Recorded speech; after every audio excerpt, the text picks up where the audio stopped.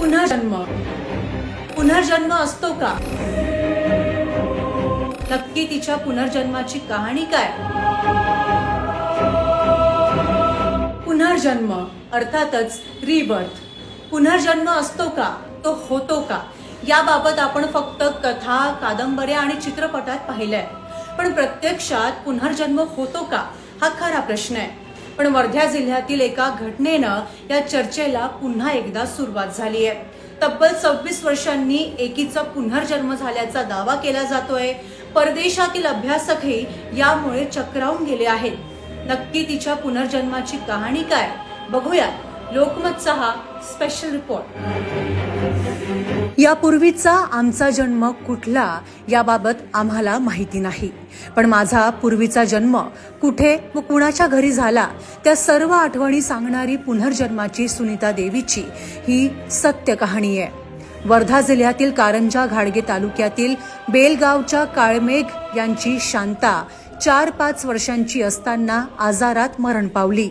त्यानंतर ती यवतमाळ जिल्ह्यातील वेणीकोठा येथील चांडक कुटुंबात सुनीता म्हणून जन्मली. वयाच्या 4 वर्षाची असतानाच तिने चांडक यांना सांगितले की तुम्ही माझे आई वडील नाहीत, हे माझे घर नाही व हे माझे गावही नाही. बाळ सुनीताने एकच ध्यास घेतला, मला माझ्या आई वडिलांजवळ बेलगावला घेऊन चला. बेळगावचे चंद्रभानजी काळमेघ यांची 1947ला जन्मलेली शांता ही प्लेगच्या साथीने 1952ला मरण पावली. दुसरीकडे मदनलालजी व जानकी चांडक यांना लग्नानंतर 22 वर्ष मुलं बाळ झालीच नाही. अनेक देवतांचे व्रत वैकल्य केल्यानंतर त्यांना 2 जुळ्या मुली दिनांक 12/10/1973ला झाल्या.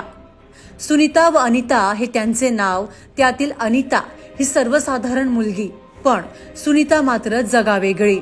मारवाड्यांच्या घरात जन्म झाला तरीही सुनीता ही 3-4 वर्षाची असतानाच शुद्ध मराठी बोलून मी तुमची मुलगी नाही, तुम्ही माझे आई वडील नाही, हे माझे घरही नाही, हे माझे गावही नाही, माझे गाव बेळगाव आहे. ते बेळगाव पहाडावर वसलेले आहे. तिथे नदी आहे. तेथे माझी सुमित्रा नावाची बहीण आहे. मला तिचे घेतलेले 5 रुपये द्यायचे आहे. तिथे माझ्या मैत्रिणी आहे, अशी ती आकांत करून सांगायची. लोकांनी तिला वेड्यात काढले, पण तिने पुनर्जन्माचा ध्यास सोडला नाही. अखेर वृत्तपत्रात ती बोलते त्याप्रमाणे बेळगावची माहिती प्रकाशित झाली. पुणे विद्यापीठाने महाराष्ट्रातील 28 बेळगाव, त्यातही नदीचे बेळगाव असलेले नाव गाव कळविले. अनेक बेळगावांचा शोध घेत घेत ही शोध मोहीम वर्धा जिल्ह्यातील कारंजा तालुक्यातील बेळगावला आली. या बेळगावला येत असताना सोबत 2000 लोक, पत्रकार, अभ्यासक हा सारा ताफा बेळगावच्या शिवेवर येतात. सुनीताने बैलगाडीतून उडी घेतली आणि ओळखीच्या मंडळींना कवटाळून हात धरून बोलू लागली. पूर्वजन्मीचे आई वडील लक्ष्मीबाई आणि चंद्रभानजी, बहीण सुमित्रा आणि भाऊ शेषराव यांना हजारो लोकांमधून हात धरून ओळखले. गावातील मैत्रिणींना ओळखले. त्यांच्या अनेक आठवणी सांगितल्या. हा आखो देखा हाल बघून सारे अभ्यासक, चिकित्सक, संशोधक, पत्रकार आवाकच झाले. तिने बेळगाव सर्वप्रथम ज्या दिवशी शोधले तो दिवस होता महाशिवरात्रीचा. त्यातही 4-5 वर्षांची असताना सुनीताने येथे भगवान शंकराचे मंदिर बांधण्याची विनंती केली होती. ती आज 41 वर्षांनी पूर्णत्वास येत आहे. तेव्हापासून या बेळगावला महाशिवरात्रीची यात्रा कमी जास्त प्रमाणात होत आज भव्य स्वरूप प्राप्त झाले आहे. हा क्वेश्चन फार डिफिकल्ट आहे, कॉम्प्लिकेटेड आहे. जर आपण हिंदू मायथॉलॉजीमध्ये पकडलं तर आपला आत्मा अमर असतो आणि त्यामुळे रिबर्थ त्यात सांगितलेलं आहे. परंतु जसं म्हणतात की तुमच्या जर काही इच्छा पूर्ण व्हायच्या राहिल्या तर त्या इच्छा करता पुनर्जन्म घेतला जातो. परंतु जर सायंटिफिकमध्ये आपण जर बघितलं तर आमच्या मेंदूची रचना, त्यात असला ते न्यूरॉन्स, तो ब्रेन, तर कोणाचा जर ॲक्सिडेंट झाला किंवा त्याला पॅरालिसिसचा अटॅक आला तर त्याच्यानंतर त्याची स्मृती जाते. परंतु काही वर्षांनी असं दिसतं की जेव्हा सेल्स रिजनरेट होतात तेव्हा तो पुन्हा त्याला ते आठवायला लागतं. परंतु आता हे जे आपण जे म्हणतो किंवा पुनर्जन्म, त्यावर खरं म्हणजे सायंटिफिकप्रमाणे कसा विश्वास ठेवायचा, आपण बघतो आहे की दिवसेंदिवस सायन्स बरोबर समोर जात आहे. याचा जर आपण विश्वास ठेवायला लागलो तर मग खूप काही अडचणी निर्माण होतात. त्याच्यावर अभ्यास करणं जरुरी आहे. परंतु जर माझ्याकडे बघितलं की मी डॉक्टर म्हणून किंवा जर आपण जे लोक आज शिकतोय, सायन्सला मॉडर्न सायन्स बघतोय, यात पुनर्जन्मावर विश्वास ठेवणं अत्यंत कठीण आहे. खरं म्हणजे विश्वास कसा ठेवायचा, चमत्कार जर खरंच ते सायंटिफिकली प्रूव्ह झालं असेल तर अविश्वास करण्यासारखी गोष्ट आहे त्याच्यावर, परंतु त्याच्याबद्दल अभ्यास करणे फार जरुरी आहे. पुन्हा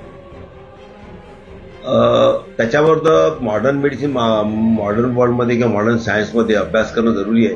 पुनर्जन्म खरं म्हणजे आपल्या लोकांनी किंवा आपल्या शिकल्या सवरल्यानी चांगल्या या सायंटिफिक या कारण जर आपल्याला मिळत नसल्यामुळे त्यावर विश्वास ठेवणं फार कठीण आहे.